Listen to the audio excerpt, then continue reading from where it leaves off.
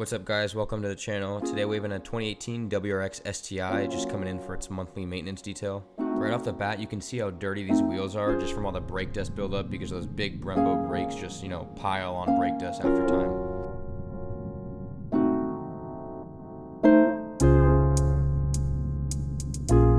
Right now I'm spraying on some wheel cleaner that will kind of eat at some of the brake dust and then help lubricate it so when I bring my brushes in the wheels don't get scratched.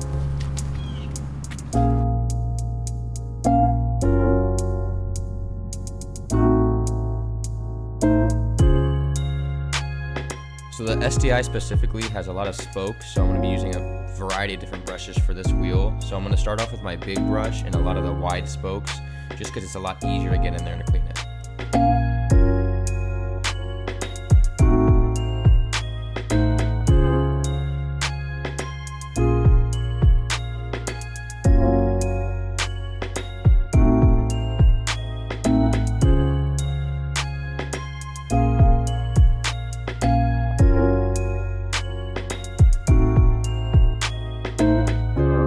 Here I'm cleaning the surface of the rim with a very soft brush that's not going to scratch the surface, but it's going to agitate that brake dust enough just to make it come right off.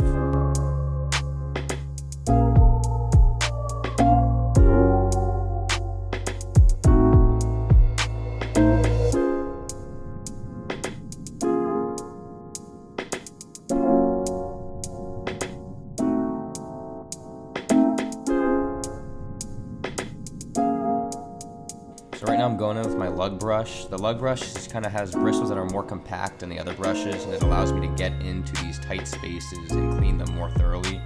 A lot of the time detailers miss this spot because it's very easy to miss, but you always want to make sure that you're getting in there because a lot of dirt can get built up in there, and after time it just hardens and it's harder and harder to remove.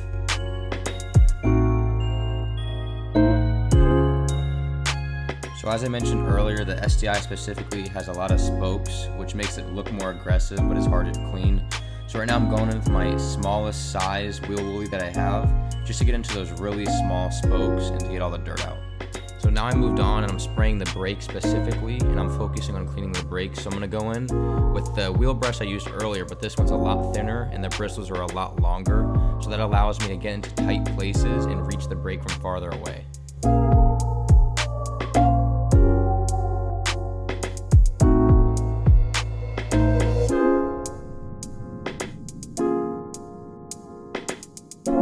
Right now I'm using my microfiber that's kind of dedicated for my wheels specifically. It's in kind of an older rag, so it's got a lot of dirt and stains on it. So the microfiber helps with aiding with all the dirt that I couldn't get off with the brush. And then comes the tire cleaning. Usually I clean tires first just because they're the most dirty, but in this case I wanted to do it last just because the wheels were already so dirty it doesn't really matter.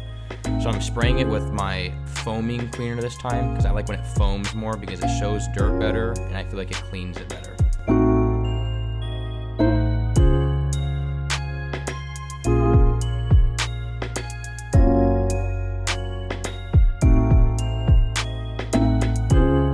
So in this case, there's actually extra dirt on the calipers that were hiding behind these spokes. So I had my client actually move his car back so that I could reach this dirt and then eventually clean it off. So this next clip shows you what the brake calipers look like complete. So they're all clean and they're nice and ready.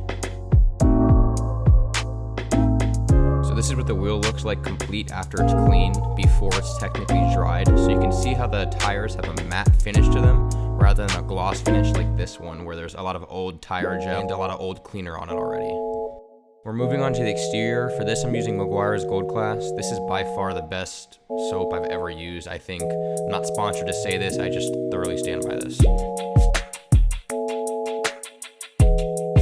There's a lot of different pads you can use to kind of clean the exterior of the surface. On this one, I'm going to be using a microfiber on one side and a sponge on the other. The sponge really soaks up a lot of the soap, so when I'm cleaning it, I can squeeze out a lot more soap, which allows me to not dip it as much as I would need to.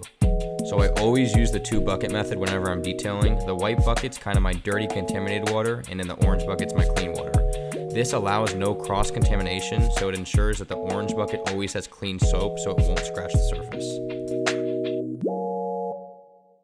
I didn't feel it was necessary to use a soap cannon on the exterior of this car because it just had been lightly dirty on the outside. The wheels were kind of what was most dirty. So I'm spraying it down. You always want to do a pre-rinse, whether that's with just water or with soap. You just always want to rinse the car down because it prevents and knocks off all that extra dirt and allows less scratching.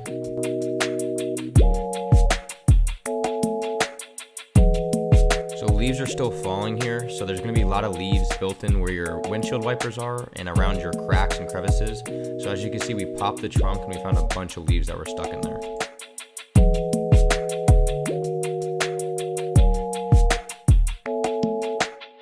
So I'm starting at the top of this car because the bottom is always more dirty because you're closer to the road and the road has a lot more debris and old water on it that gets the car really dirty. So if you start at the top, your mitt is less likely to get contaminated.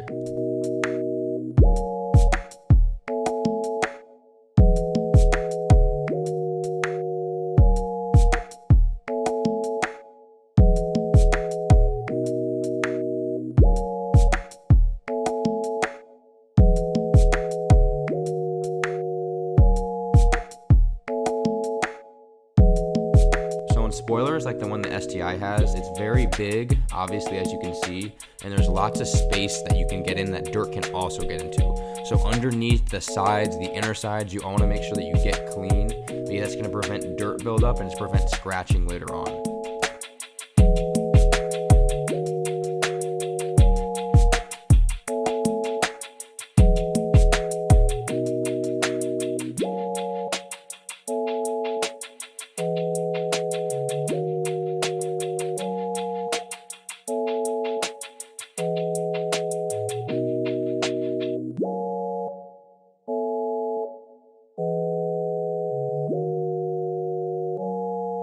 So when I was cleaning the bottom rocker panel, you can see how dirty the mitt actually got. This is exactly why you want to always use a 2-bucket method and why you always want to have a scraper on the bottom of your contaminant bucket.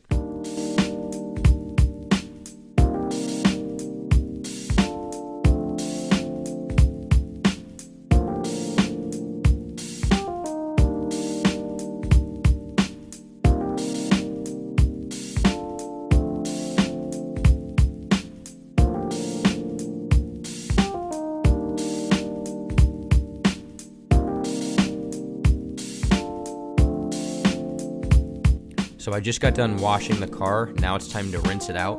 So I'm using a high-powered stream right here to kind of knock off all that dirt, and I'm making sure I get really good in the window seals to get all that extra soap out.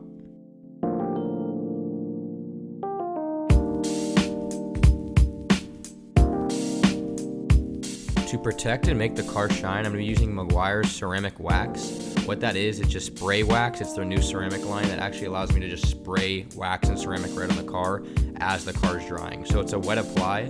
So I just spray it on like you would any other thing, and you kind of just let it soak in there for a second, and then you end up spraying it off.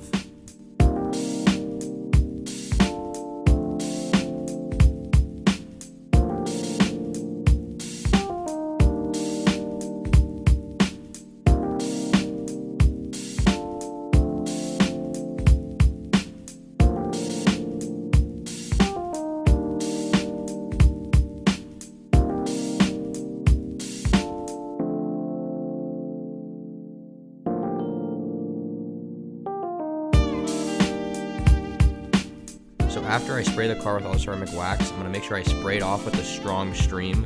What that's going to do is it's going to knock off all the excess ceramic that's going to be on there because you don't want this stuff to dry on your car. So this is what the car looks like dried with the ceramic coat on. As you can see, it's shiny and it's also protected. Right here, I'm going to notice how I'm loosening the door handle to try to knock off any excess water that's maybe stuck in there. So when my client drives off, water doesn't go everywhere. Since I'm done with the exterior of the car, I can use the towel I was just using to kind of get all the wheel water off because I'm going to be cleaning this towel right after, so any dirt that gets on it really isn't going to matter in the end. Since I'm applying tire shine on this car, I'm making sure the tires are completely dry before I put anything on there because you don't want any leftover water. So all I'm going to use is a really old, maybe messed up rag, and I'm just going to use that to clean the rubber.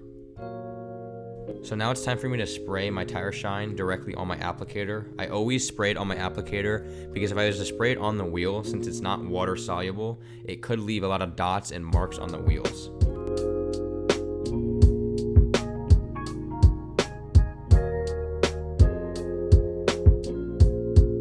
And you're gonna wanna let this air dry for maybe 20 minutes. That's what it recommends at least, so I'm just gonna let this dry. So after that's done, my car is complete. The tires are dry, the tire shine's applied, and the paint is nice and protected.